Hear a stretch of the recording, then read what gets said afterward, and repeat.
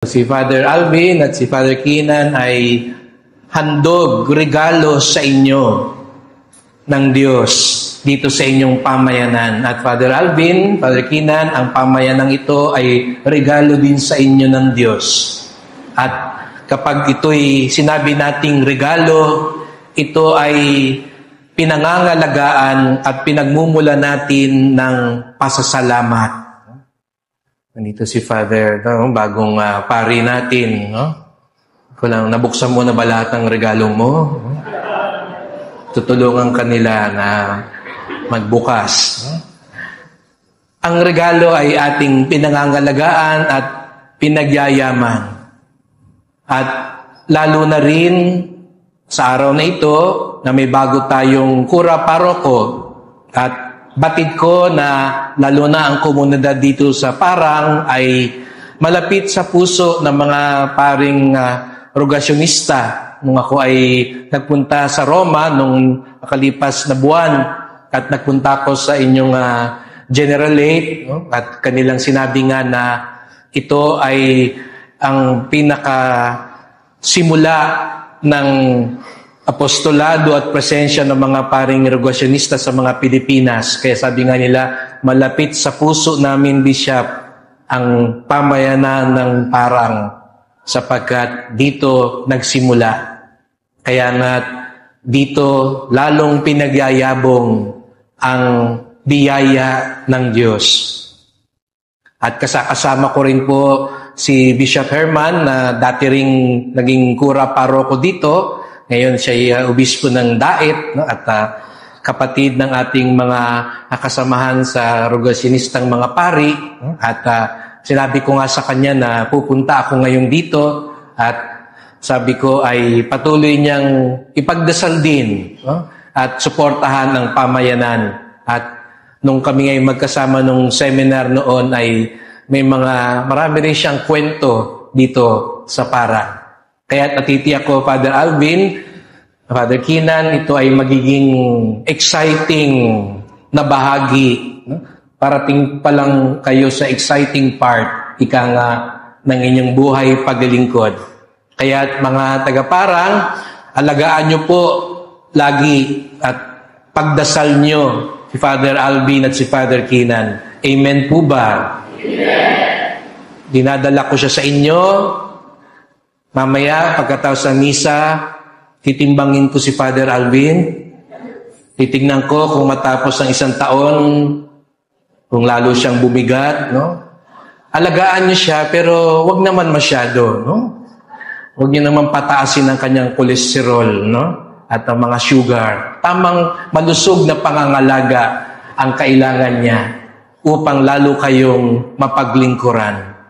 At kung meron man po kong maipapayo kay Father Alvin sa panimula ng kanyang paglingkod dito sa parokya ni San Francisco Javier, batay sa ating ebanghelyo, simple lang, Father Alvin, Father Keenan, lagi kayong humarap sa Diyos. Lagi kayong humarap sa Diyos. Nakita natin sa ebanghelyo, may 2 taong pumunta sa templo at pumarap sa Diyos. Pero magkaiba ang kanilang ginawa, bagamat pareho silang humarap sa Diyos.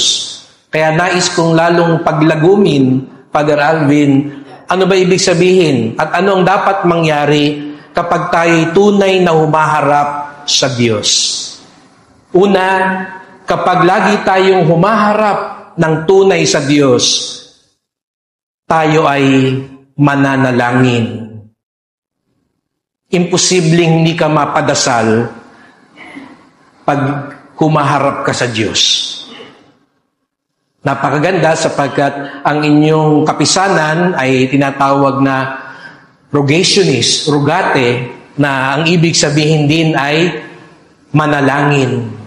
Kaya't alam ko ang puso ng inyong apostolado ay pananalangin din. Hindi lang gawa, hindi lang salita, kundi ang manalangin. Pag humaharap tayo sa Diyos, tayo'y napapadasal. Katulad ng ginawa noong tinaguriang makasalanang publikano sa Ebanghelyo, pag humarap siya sa Diyos, napayuko na lang siya at napadasal. Father Alvin, Father Kinan, kayo ang magiging tagapamagitan ng pamayanan. Bayan ng Diyos, dito sa parang si Father Alvin ay inyong magiging tagapamagitan at tagapagdasal. Kaya nga, di ba, lumalapit tayo sa pari, sabihin natin, Father, pagdasal niyo po, may sakit po ang asawa ko, mag-exam po yung anak ko, medyo tagilid po yung negosyo namin. Sapagkat sa araw-araw, lalo na sa pagdiriwang ng misa, sa pagharap ni Father Alvin sa Diyos, siya ay magiging kasangkapan ng panalangin para sa inyo. Makakaasa kayo na merong kayong pastol na mananalangin sa harap ng Diyos para sa inyo. Pag ito'y nakaligtaan ni Father Alvin, diyan mag-uumpisa ang problema sa paglilingkod. Dahil pag hindi na tayo humaharap sa Diyos, baka sa sarili na lang tayo humaharap. Ganun nangyari dun sa reliyosong tao sa Ebanghelyo. Bagamat parang nakaharap siya sa Diyos, sa totoo lang para siyang nakaharap sa salamin. Dahil panay sarili niya. Mabuti akong tao, matulungin akong tao, iniisa-isa ko na yung mga ginagawa ko. Kaya Father Alvin, pag nagdadasal tayo, pag umarap tayo sa Diyos, hindi natin iniisa-isa kung ano ang gagawin natin, kung ano ang nagawa natin, kung hindi ang iniisa-isa natin ang ginagawa ng Diyos sa atin. Mga kapatid, yun daw ang tunay na pagdarasal. Nagdadasal ka ba? Kung iniisa-isa mo ang ginagawa ng Diyos sa iyo. Hindi mo kailangang isa-isahin sa Diyos ang ginawa mo. Alam na yan ng Diyos. Ang kailangan nating malaman, ano ang ginagawa ng Diyos sa atin. Kaya't humarap tayo sa Diyos upang tayo tunay na manalangin.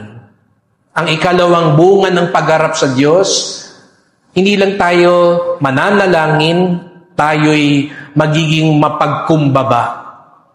Katulad din ng pinakita ng publikano, siya nga naman, pagkaharap mo ang kabanal-banalang Diyos, may maipagmamalaki ka ba? Kaya mo ba bang magyabang? Kaya mo ba bang manumbat? Hindi. Dahil kung talagang kaharap mo ang Diyos, tunay mong kinikilala na sa harapan mo ang Diyos, papapayuko ka na lang at baka mahiya ka pa. Kaming tayong mga pari, pag talagang tunay tayo humaharap sa Diyos, sa bandang huli, ang masasabi lang natin, maawa po kayo sa amin. Mapabatang pari ka man o matandang pari ka, mapabihasang misyonero ka man, ang masasabi mo lang sa harapan ng Diyos, patawad po. Kayo na po ang bahala sa akin. Mapagkumbaba. At yun ang dadali ni Father Alvin at ni Father Kinan sa inyo po, isang mapagkumbabang puso. Isang pusong magmamalasakit sapagkat sa harap ng Diyos, ang ating lalong makikilala ay ang awa ng Diyos. Mga kaparokya dito rin sa parang tuwing namumuno si Father Alvin ng banal na misa, sa tuwing ginagabayan tayo ni Father Alvin, yun ang sinisikap niyang gawin sa inyo. Iharap din kayo sa Diyos. Kaya sana lumago din po kayo sa pagpapakumbaba. Walang lugar ang pataasan sa parokya. Walang lugar ang pagalingan, bilangan kung sino pinakamaraming na-contribute, pinakamaraming napaglingkuran, pinakamaraming nagawa. Hindi po. Dahil ang nais lang ni Father Alvin sa inyo, tulungan kayong humarap sa Diyos. At kapag kayo humarap sa Diyos, kayo'y lalago magiging mapagkumbaba. Manalangin, mapagkumbaba, at sa bandang huli, kayo'y pag humaharap ng tunay sa Diyos, kayo'y magiging mapagmalasakit. Dahil pag humaharap tayong tunay sa Diyos, ang makikita din natin ay ang ating kapwa na nangangailangan, na nahihirapan, na kailangang ihatid lalo sa Diyos.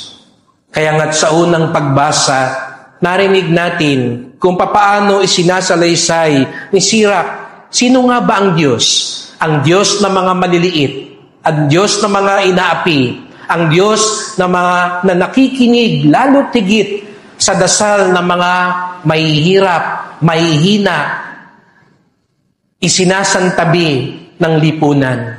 Kaya Father Alvin, kapag humaharap kang tunay sa Diyos, lalong lumalago rin ang pag-ibig mo sa mga mahihirap at sa mga maliliit. Sapagkat kapag tunay kang humaharap sa Diyos, makikita mo, mangungusap sa iyo ang Diyos, malapit sa aking puso ang mga dukha, malapit sa aking puso yung mga malalayo pa sa simbahan, kaya't sila ang hanapin mo rin. Sila rin ang ipalasap at iparanas mo ang awa ng Diyos. Kapag tunay ka raw umaharap sa Diyos, lumalago ka rin sa pagiging mapagmalasakit. Kaya mga kaparokya dito sa San Francisco Javier, kapag tunay tayong nagdiriwang ng misa, natututo rin kayong lalong magmalasakit sa isa't isa.